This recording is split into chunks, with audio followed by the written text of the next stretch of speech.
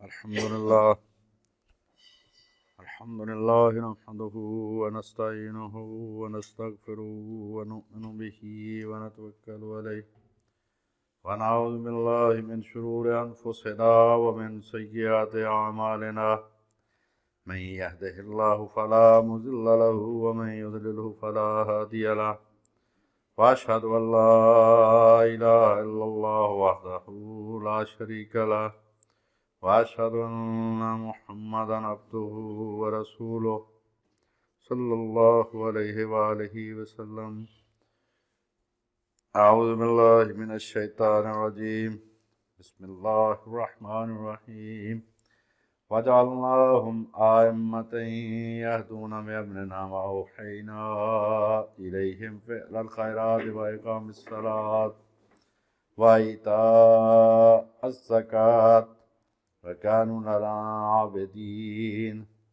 أما بعد فإن خير الحديث كتاب الله وخير الهدي هدي محمد صلى الله عليه وآله وسلم وشر الأمور محدثاتها وكل محدثة بدعة وكل بدعة ضلالة وكل ضلالة في النار. سورہ انبیاء 21 نمبر سورت، اس کی 73 نمبر آیت.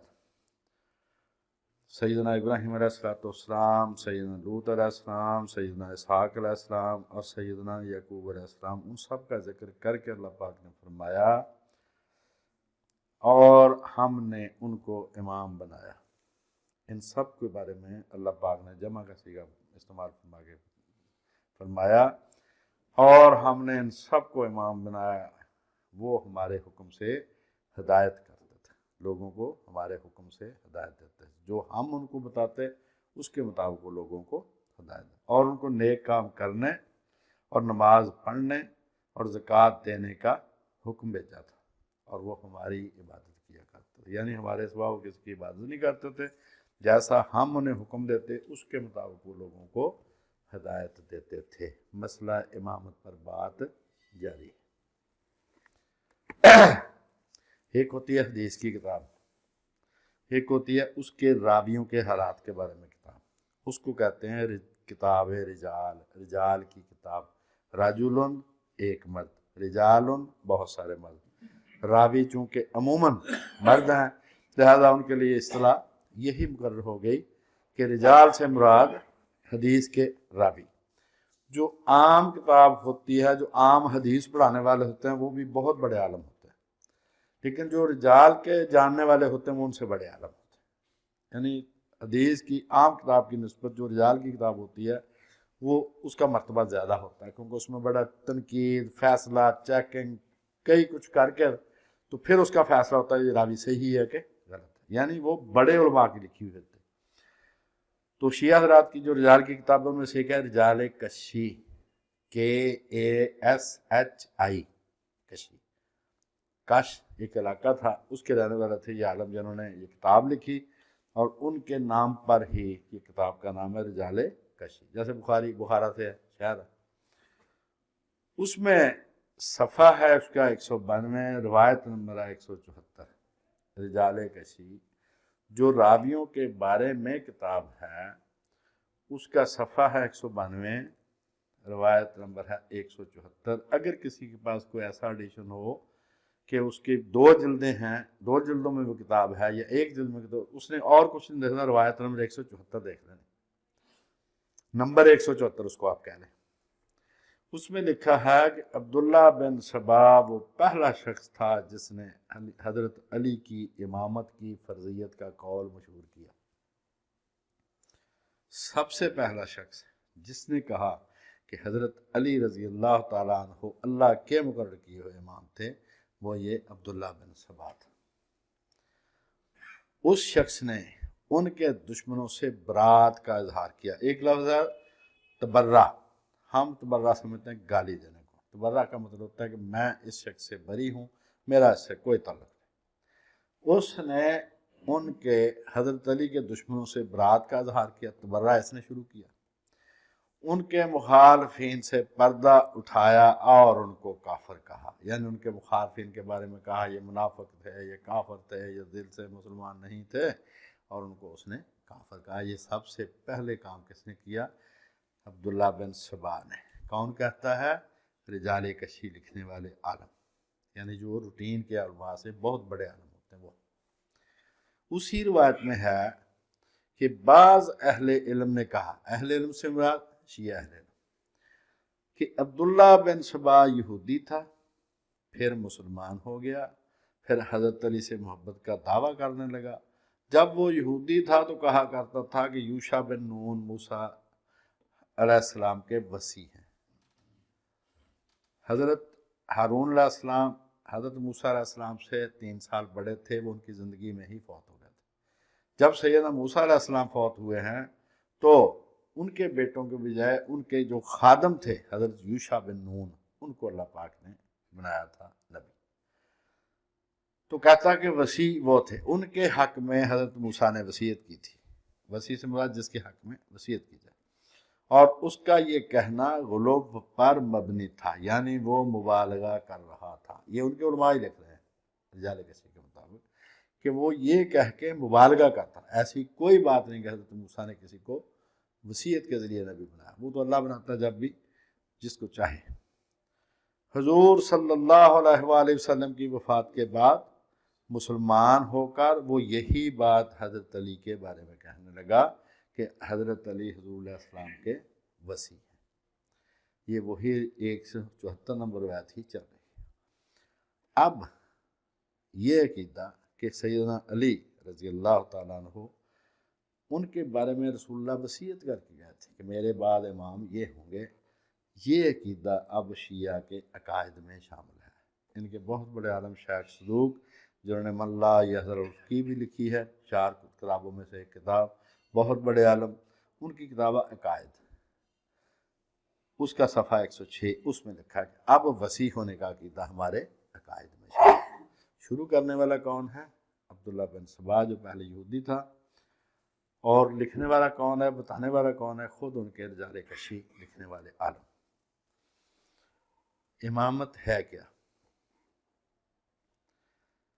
امامت ایک عہد ہے، ایک وعدہ ہے جو یکے بعد دیگرے ہر ایک کے لیے صادر ہوا ہے، یعنی اللہ تعالیٰ کی طرف سے ایک اپوائنٹمنٹ ہے جو یکے بعد دیگرے، ایک کے بعد دوسرے کے لیے اماموں میں یہ اللہ تعالیٰ کی طرف سے صادر ہوئی ہے۔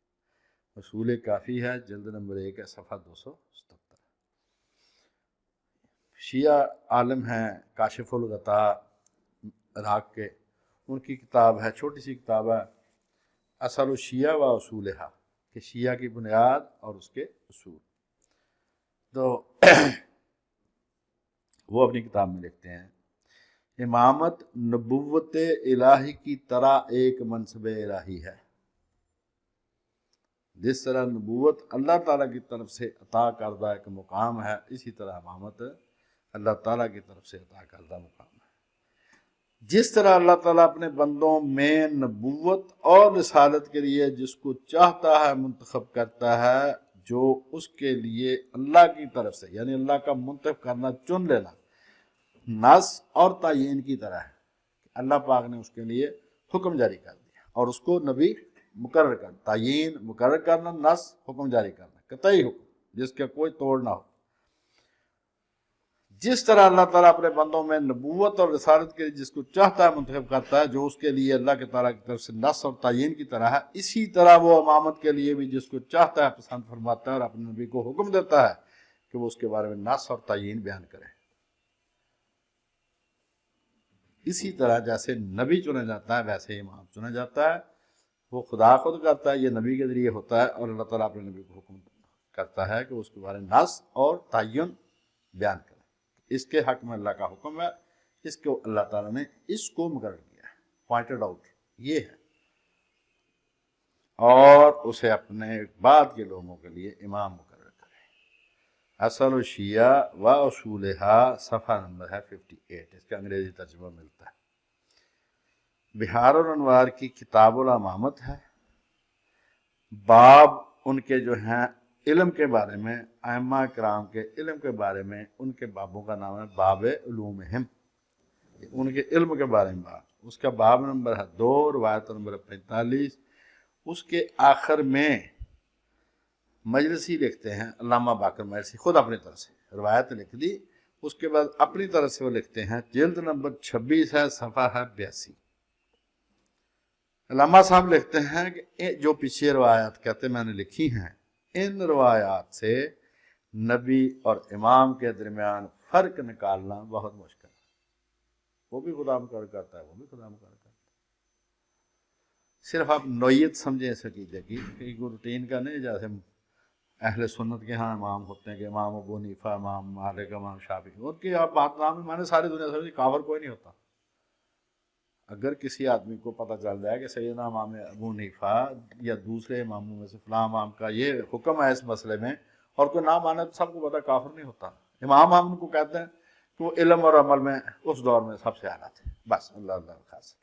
انہوں نے حکومتوں کی مخالفت کی، اس سے پتہ چلا کہ انہوں نے جو کچھ بیان کیا وہ خلوص نیت سے بیان کیا۔ اگر وہ لوگوں سے پیسے لیتے، حکومت سے وہ پیسے لے کے بات کرتے، بد دیانت ہوتے، تو پھر حکومتیں ان کو زہر دے کے نہ مارنی۔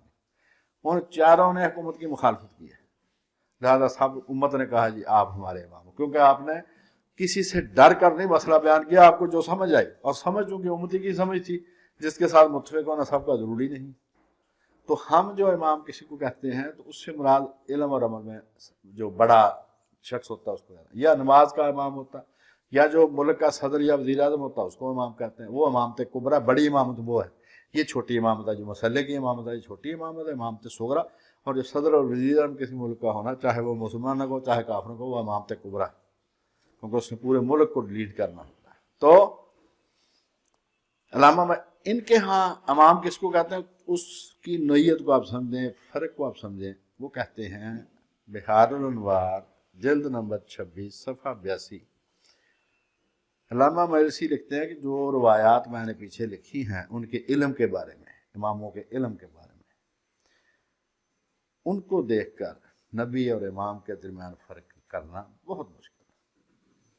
اس سے اگلے پیرے میں علامہ مجلسی لکھتے ہیں کہ ہمیں ائمہ کے نبوت کے ساتھ موصوف نہ کرنے میں، یعنی اماموں کو نبی کہنے میں صرف ایک بات رکاوٹ ہے، وہ کیا؟ کہ رسول کریم علیہ الصلوۃ والسلام خاتم الانبیاء ہے، باقی فرق کوئی نہیں۔ ان کو نبی کہنے میں صرف ایک بات رکاوٹ ہے، ان کو ہم نبی نہیں کہتے، نہ کہہ سکتے کہ خاتم الانبیاء کا مرتبہ ہے رسول کریم کا، ورنہ فرق کوئی نہیں۔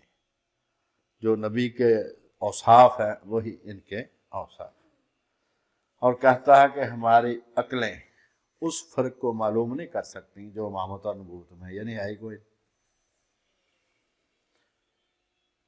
بحار الانوار کی جلد نمبر 26 صفحہ 66 تا 85، 21 صفحے، اس میں اس باب کے تحت کہ ائمہ کے علوم کے باب کے تحت علامہ مجلسی نے 47 روایات لکھی ہیں، 47۔ ان میں سے 45 کو آیت اللہ العظمیٰ عاصم محسنی نے غیر معتبر قرار دیا، یعنی جس بنیاد پر ساری عمارت بنائی تھی وہ بنیاد ہی نہیں۔ مشرح بحار الانوار جلد نمبر 1 صفحہ 467، 467۔ اب اتنا بڑا مسئلہ کہ ان میں اور نبیوں میں فرق کرنا بہت مشکل ہے، اور جس خاندان میں وہ امامت ہے، اب دیکھتے ہیں کہ کیا اس خاندان کے لوگوں کو بھی پتا تھا اس بات کا؟ لیکن جب دیکھتے ہیں کتابیں تو یہ تو غیر معتبر روایات ہیں جن کی بنیاد پر روایت یہ عمارت کھڑی ہے۔ جو ان کے اپنے علم کے مطابق معتبر روایات ہیں، صحیح روایات ہیں، ان کے مطابق حضرات اہل بیت اس مسئلے سے واقف نہیں تھے، وہ بے خبر تھے، ان کو پتہ ہی نہیں تھا کہ ہم میں امام ہوتا۔ کیسے؟ سب سے پہلا سوال یہ ہے کہ اہل بیت ہے کون؟ اسماعیلی کہتے ہیں کہ اہل بیت ہم ہیں اور ہمارے پاس زندہ امام موجود ہے، آپ اس سے مسئلہ پوچھیں۔ آپ آغا کریم آغا خان وہ کہتے ہیں ہمارا امام زندہ ہے، آپ اس سے پوچھیں جو مرضی پوچھیں، کیونکہ امام کی ضرورت جو ہے اس کے مطابق تو یہی ہے نا کہ جناب اپنا وہ امام صاحب کسی کے سامنے ہوں، وہ ان سے کوئی سوال پوچھ سکے، ورنہ اس کی امام صاحب کی ضرورت تو اسی لیے ہے نا کہ وہ لوگوں کو ہدایت دیں۔ وہ کہتے ہیں کہ ہمارے پاس زندہ امام موجود ہے، آپ آئیں ان سے سوال، وہ کہتے ہیں کہ اصل اہل بیت ہم ہیں، اور ان کے پاس علم بھی اہل بیت کا ہے اور حضرت امام جعفر صادق کی روایات ہے۔ دوسرے نمبر پر اہل بیت کے رہنے والے ہیں یمن کے زیدی شیعہ، وہ کہتے ہیں بھائی صاحب ہم بھی اہل بیت ہیں، کوئی امام اس طرح کا نہیں ہوتا، امام صرف وہ ہوتا ہے جس کا علم بھی سب سے زیادہ ہو تو تلوار کے ساتھ جہاد کرے۔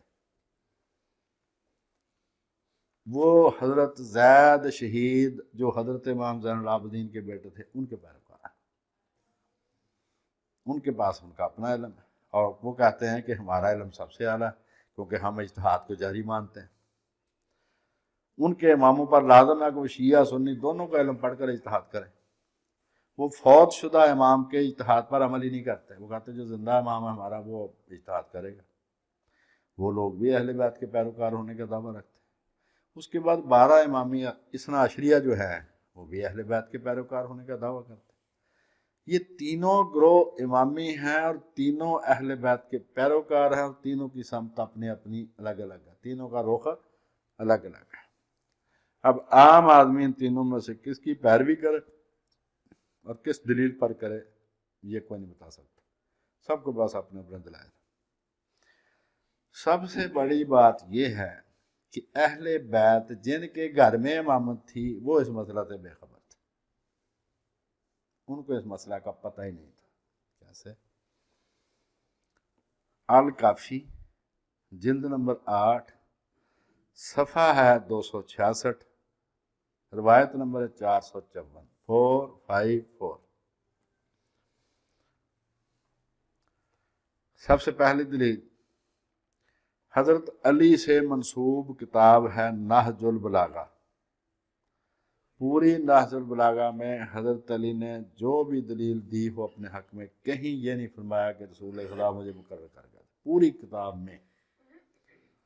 مفتی جعفر حسین مجتہد بہت بڑے شیعہ عالم تھے جنہوں نے تحریک نفاذ فقہ جعفریہ بنائی، اس کے پہلے صدر بھی وہی تھے، اور یہ زکوٰۃ کا جو قانون تھا کہ شیعہ سنی سب سے دی جائے، اس کو جلوس نکال کے انہوں نے ختم کروایا تھا۔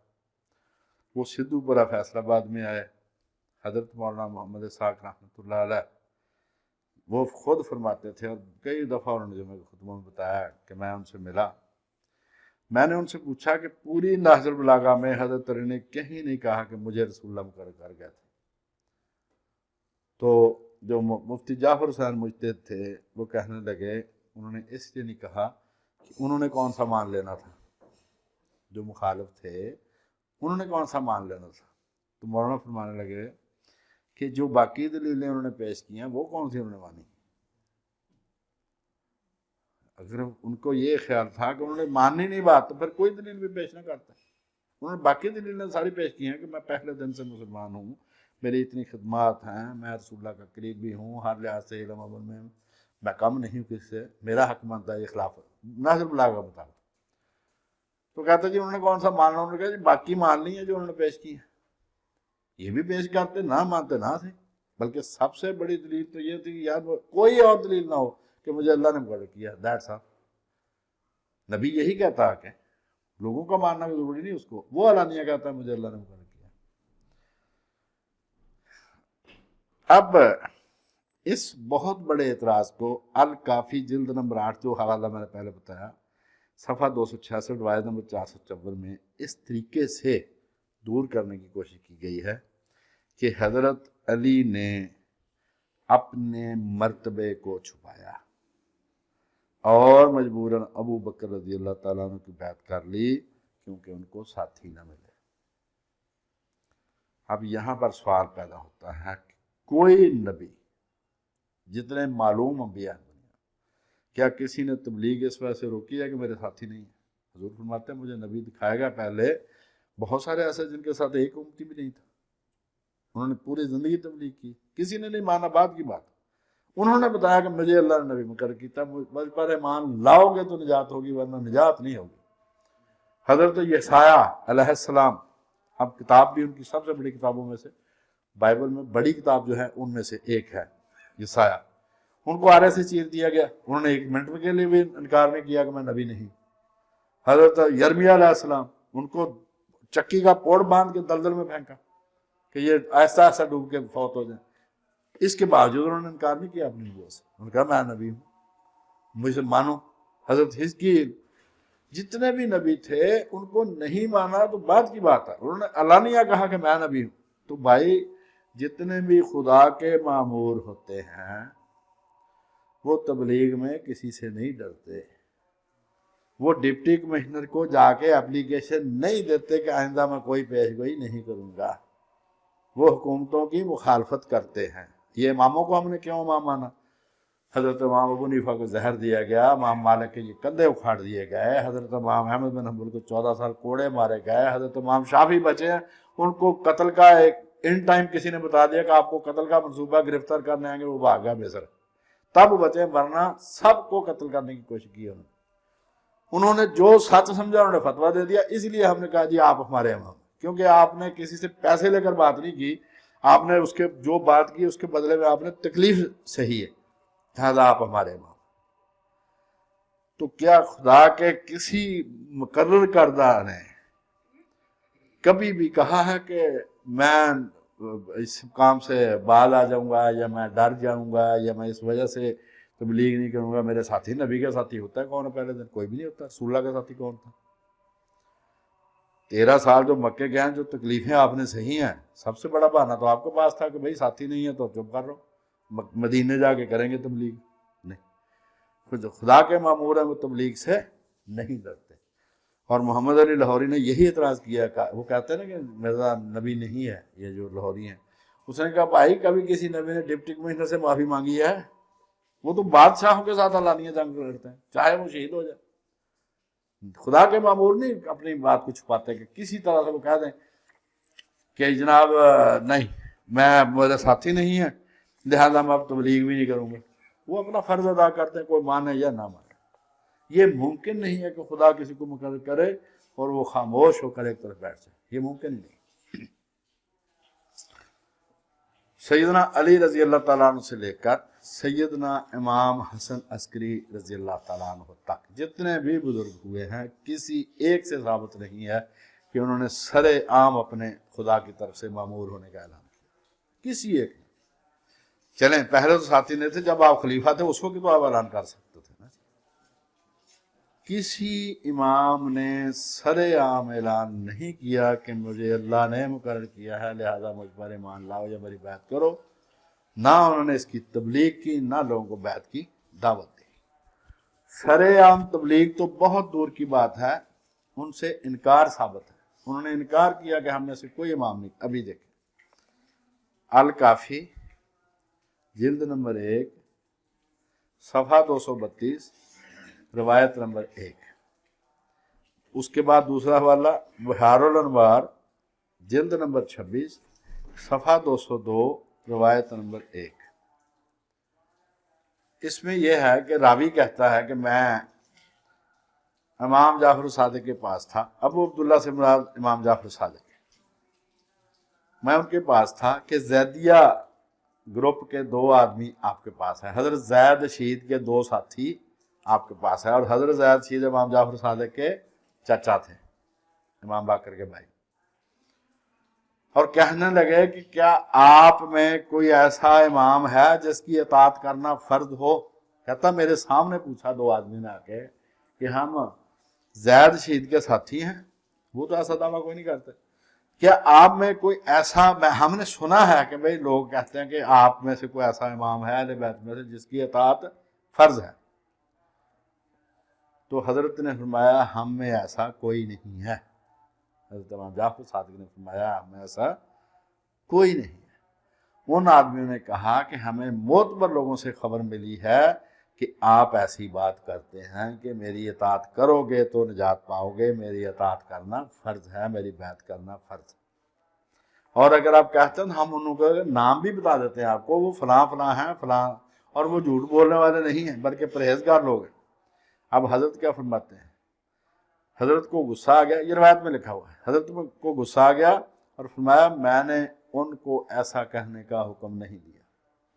جب ان لوگوں نے آپ کو غضبناک دیکھا تو وہاں سے چلے گئے۔ آپ اس کے بعد اعتراض ہو سکتا ہے اس روایت پر۔ الکافی میں یہ روایت معاویہ ابن وہب سے آئی ہے جو مجہول راوی ہے، جبکہ بحار الانوار میں معاویہ بن عمار سے آئی ہے جو کہ ثقہ راوی ہے۔ اور لکھنے والا کون ہے؟ تنقیح المقال، راوی نمبر 11918، علامہ عبداللہ مامکانی، جس نے یہ کتاب لکھی۔ حضرت زید شہید کا ارادہ تھا کہ میں حکومت کے خلاف بغاوت کروں۔ اس کے لیے انہوں نے لوگوں کو اپنے ساتھ ملانا شروع کر دیا، اور جو بھتیجے تھے امام جعفر صادق، ان کے جو خاص اور خاص شاگرد تھا احول بہنگا، جس کی آنکھیں جو ہیں وہ ٹیڑھی ہوتی ہیں تھوڑی تھوڑی، اس کا نام ہی احول تھا بہنگا، وہ بہت ان کا قریبی ساتھی تھا۔ تو حضرت زید شہید نے اس سے کہا کہ بھئی میرا ارادہ ہے حکومت کے خلاف بغاوت کرنے کا، تو میں آپ لوگوں کے پاس آؤں گا تو آپ لوگ میرا ساتھ دو۔ احول نے کہا ہم آپ کا ساتھ نہیں دیں گے۔ آپ نے پوچھا کیوں؟ اس نے کہا اس لیے کہ آپ اللہ کے مقرر کیے ہوئے امام نہیں ہیں، جبکہ امام جعفر صادق اللہ کے مقرر کیے ہوئے امام ہیں، تو ہم ان کے حکم کے مطابق ان کی پیروی کریں گے، آپ کا ساتھ نہیں دیں گے۔ اب حضرت زید شہید جو امام جعفر صادق کے چاچا تھے، انہوں نے کیا کہا؟ یہ غور سے سننے والی بات ہے۔ آپ نے فرمایا کہ میرے باپ زین العابدین رضی اللہ تعالیٰ مجھے اپنے ساتھ بٹھا کر روٹی کھلاتے تھے، اور جب وہ روٹی گرم ہوتی تو پھونکے مار مار کے میرے منہ میں ڈالتے تھے۔ یہ ان کی شفقت تھی مجھ پر، تو انہوں نے مجھے گرم روٹی سے تو بچایا، دوزخ سے نہ بچایا کہ مجھے بھی بتا دیتے ہمیں امام ہونا تو اس کو مان لینا۔ کہتے ہیں کہ بینگے کانے، ہم جو گھر والے ہمیں تو پتا نہیں ہمیں امام ہے، تجھے پتا چل گیا جو باہر آدمی، جو باہر کا آدمی اس کو پتا چل گیا ہے کہ اہل بیت میں امام ہوتا ہے، ہمیں نہیں پتا چلا جو ہم گھر والے۔ تو کیا وہ میرے باپ جو مجھے روٹی ٹھنڈی کر کے دیتے تھے وہ میرا دوزخ جانا برداشت کر سکتے تھے؟ کہتا، اس نے آگے سے جواب دیا، اس نے کہا کہ آپ کو اس لیے نہیں بتایا کہ تاکہ آپ انکار کر کے کہیں دوزخ میں نہ چلے جائیں۔ تو انہوں نے کہا کہ یار کسی نبی نے اس وجہ سے تبلیغ روکی ہے کہ یار لوگ انکار کر کے دوزخی نہ ہو جائیں؟ نبی کا کام تبلیغ کرنا، کوئی مانے نہ مانے اس کی مرضی، دوزخ جاتا جائے۔ اور اس روایت کی یہ الکافی جلد نمبر 1 ہے، صفحہ 174، روایت نمبر 5۔ ہم دیکھیں، اچھا اس روایت کو علامہ مجلسی نے کہا یہ پکی روایت ہے، موثق کا صحیح، موثق ہے صحیح جیسی۔ صحیح کس کو کہتے ہیں؟ جس کا راوی شیعہ ہو۔ موثق کس کو کہتے ہیں؟ جس کا راوی سنی ہو، لیکن اس کے یہاں روایت بالکل پکی ہے۔ اس روایت سے پتہ ثابت ہوتا ہے کہ حضرت امام زین العابدین کے بیٹے بھی مسئلہ امامت سے بے خبر تھے، اور گھر والوں کو خبر نہیں، اور غیر آدمی جو ہے وہ معتبر بنا پھرتا ہے۔ تو یہاں پر آج اس بات کو ختم کرتے ہیں، انشاءاللہ آگے یہ بات جاری رہے گی کہ جو مسئلہ امامت ہے یہ عبداللہ بن سبا نے شروع کیا تھا، جو پہلے یہودی تھا، اسی نے یہ سارا فساد شروع کیا۔ جو اہل بیت تھے ان کو اس مسئلے کا پتہ نہیں تھا، ان سے اقرار کی بجائے انکار ثابت ہے۔ انکار والی روایات خود ان کے علم کے مطابق، ان کے معیار کے مطابق وہ پکی ہیں، لہٰذا اگر کوئی کسی امام کو نہ بھی مانے تو اس کو کوئی فرق نہیں پڑتا۔ جو اہل سنت کے جو امام ہیں ان کے بارے میں نے عرض کی تھی، ان کو ہم نے امام مانا ان کے علم کی وجہ سے، ان کی پرہیزگاری کی وجہ سے۔ ان لوگوں نے، سب اماموں نے وقت کی حکومت کی مخالفت کی۔ حضرت امام ابو حنیفہ کو زہر دیا گیا، حضرت امام مالک کے کندھے اکھاڑ دیے گئے، حضرت امام احمد بن حنبل کو 14 سال قید رکھ کے کوڑے مارے گئے، امام شافعی کو قتل کرنے لگے تھے، وہ وہاں سے بچ کے نکل گیا اور مصر چلے گیا، وہ بچے ہیں، باقی کوئی امام نہیں بچا۔ تو ہم نے کہا کہ جس آدمی نے اس شخص کی، اس بادشاہ کی مخالفت کی ہے جس کی حکومت آدھی دنیا پر تھی، اور علم میں بھی وہ ہم سب آگے تھا، ہم نے اس کو امام مان لیا۔ یہ نہیں کہتے ہم کو خدا کا مقرر کرتے، اس لیے ان کی کسی رائے کی کوئی آدمی نہ بھی مانے تو اس کو وہ کافر نہیں ہوتا، امت کے عالم ہے وہ۔ لیکن یہ جو مسئلہ ہے کہ خدا کا مقرر کردہ امام ہوگا، اگر اس کا انکار کیا تو کافر ہو جائے گا، ایسا امام امت میں رسول اللہ کے بعد کوئی نہیں۔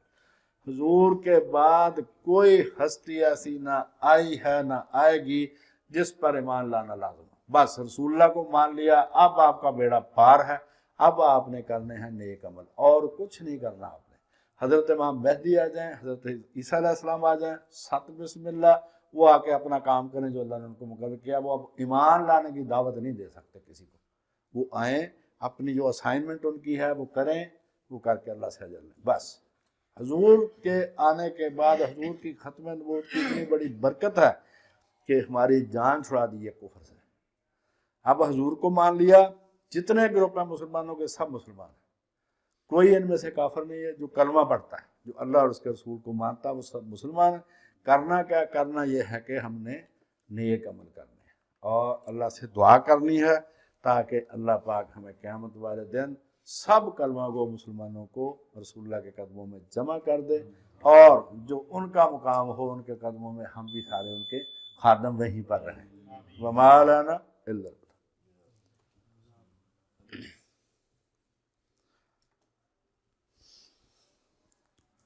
الحمدللہ رب العالمین الرحمن الرحیم اللہم صلی علی محمد وعلی آل محمد کما صلیت علی ابراہیم وعلی آل ابراہیم انک حمید مجید اللہم بارک علی محمد وعلی آل محمد کما بارکت علی ابراہیم وعلی آل ابراہیم انک حمید مجید لا الہ الا انت سبحانک انی کنت من الظالمین ربنا اغفر لی ولوالدی وللمؤمنین یوم یقوم الحساب رب ارحمہما کما ربیانی صغیرا اللہم اغفر لہو ورحمہ اللہم اغفر لہم ورحمہ اللہم انکا عفو تحب العفو فاعف عنا صلی اللہ تعالی علی رسول خیر خلقہ سیدنا و مولانا محمد وعلی آلہ و صحبہ اجمعین۔